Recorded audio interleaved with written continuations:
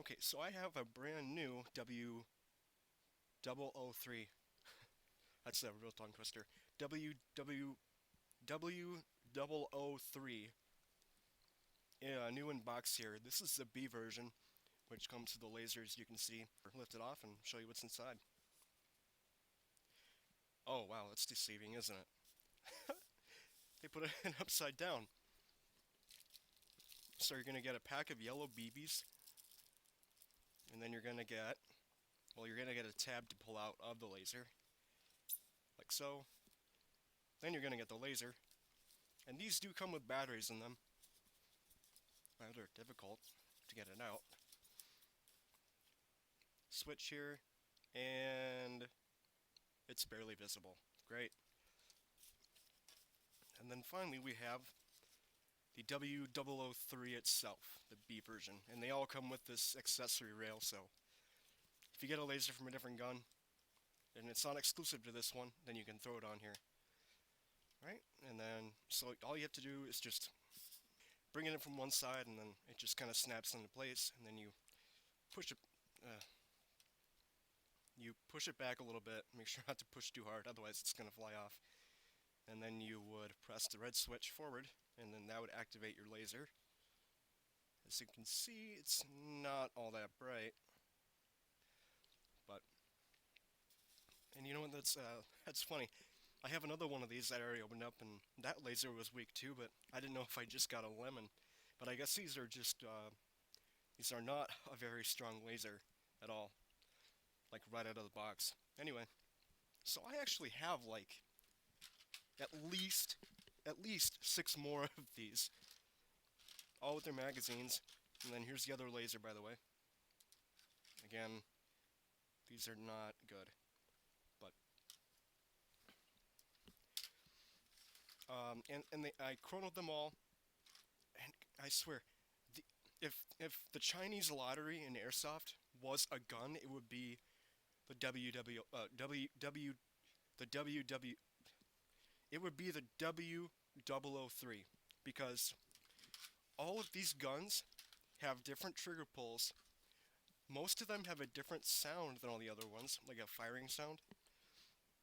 And then another, like, probably the worst thing about them is that they come apart at the back. Let me show you what that looks like.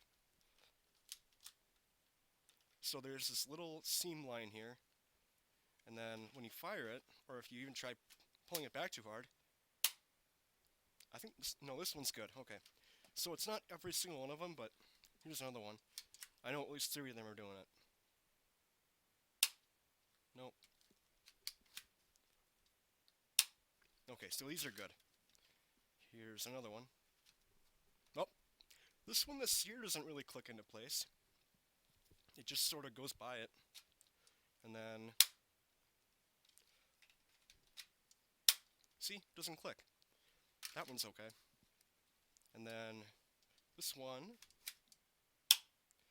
they start splitting in half, because, and this is with every single one, is that the screw is, it's too short. It doesn't go all the way into the other side of the shell of the slide. So you can literally just pull these things apart if you cock it back, and then,